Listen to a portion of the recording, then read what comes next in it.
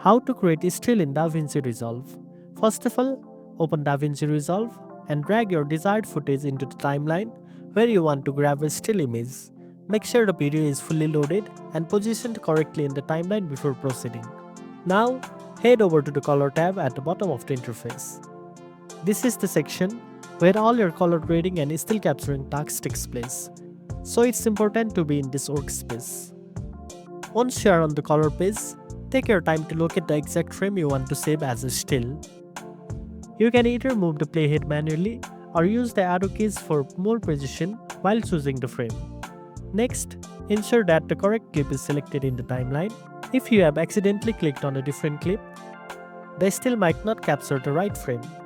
So it's always a good idea to double check that your playhead is resting on the correct clip before moving forward. Now, right click directly on the preview window and from the menu that appears, choose the options called Grab Still. This will instantly take a snapshot of the current frame and save it inside the gallery panel. After grabbing the still, you can open the gallery to view it.